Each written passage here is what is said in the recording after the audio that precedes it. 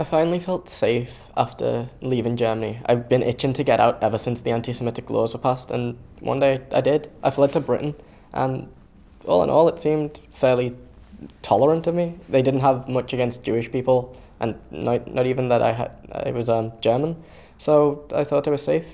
I was asked to appear before people to determine whether or not I should be interned, and they decided that I wasn't. I was no threat, so I was allowed to go about living my life. It was peaceful enough, but eventually, a couple of months later, I was interned anyway. I felt quite betrayed, but everybody was, so I suppose it wasn't anything special.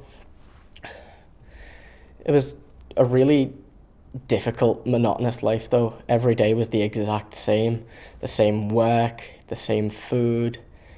There was no difference. But that was when I decided I'd try and rekindle my passion for art. Before I'd left Germany, I was an artist. Well, before laws were passed saying I couldn't practice my art anyway. But I decided I'd try and scrap together whatever I could. Pieces of paper that were left behind, old newspapers, heck, even wallpaper, because there was so much of it. So I just scrolled across whatever I could, and it turned out fairly well. After a while, I was transported to the Isle of Man, to the main internment camp, because where I was at the time was just a temporary station, where I continued following my passion, doing art, and it went really well. I'm quite proud of what I achieved. Eventually, I was just released back into the community and lived a peaceful life. I was born in Britain. I'm a professional dancer, and I went over to Germany to, be trained so I could become a professional. And it was after one of my shows, and I bumped into Walter. Walter's my husband, and we hit it off. He told me about his love for art, and so he showed me some. I began to love art just as much as he did, and his art was very expressive, and I just loved it. And then the new government came into Germany with the anti-Semitic laws, so we couldn't produce the art that he wanted. So we decided to move back to my hometown in England. We had 2 sons, and it was very peaceful, and we lived a normal life, simplistic. But then the laws changed in England as well.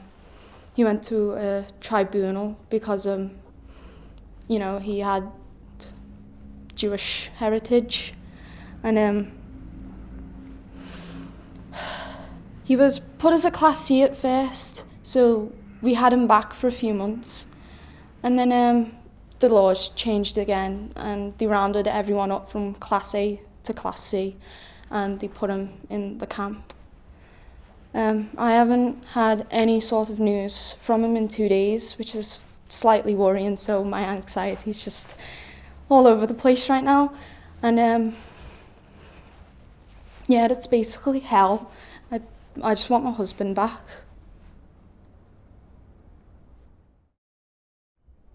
Everyone called me Hans, but my real name was Johan Gall. I was born in Austria to a non-practicing Jewish family. I've always been interested in the idea of music, the way it's composed, the way it sounds, the way it makes you feel. 3 operas were already composed by me.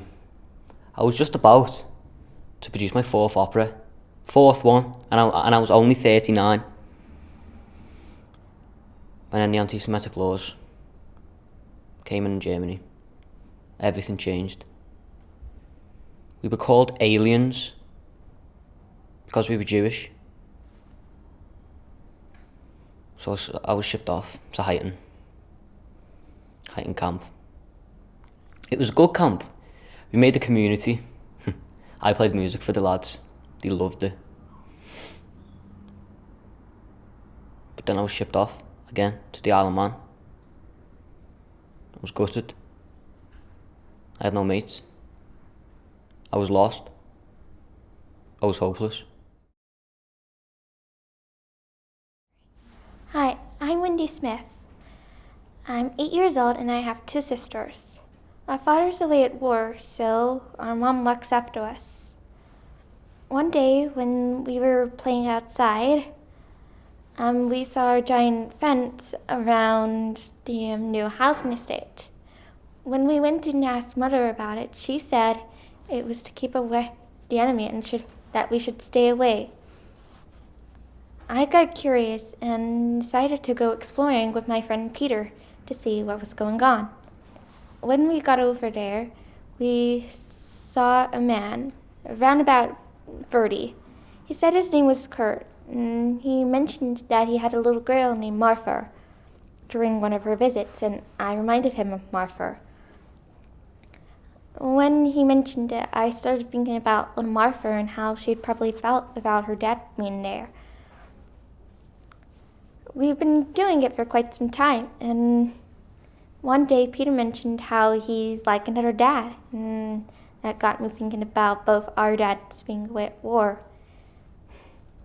I really miss my dad, and I bet Peter misses his. But imagine little Martha who didn't get an explanation why her father was going away. We got an explanation. Goodbye. My beloved Waldy, I've been really worried because I haven't had any news from you since the 2nd, or have you already moved? Anyway, I hope you're alright, and I wanted to make you realise, darling, that in your new place of residence, you can and should be doing everything that is possible to secure your release. I just got a letter yesterday from Mr. Allen, which I enclose, and from which you can see that everything possible is being done for you this side, so you can make the same effort in the same spirit. I also discovered that you and I can get the money to travel to USA, so that's one less thing to worry about, my sweetheart. At present, I am staying where I am, as Mr. Siegel is going on holiday tomorrow, and I am staying in the house with Bobby and a woman I am sharing with. As it is Yom Kippur tomorrow, I have been fasting already and praying all day that you'll finally come back. It would be so wonderful for both of us if that dictator of ours wasn't there. Darling, stay healthy for me, and hopefully all my prayers will be heard, and one day you'll be singing at my door. That would be the greatest gift of all for me. For today, countless kisses from someone pining from you. Your Ida.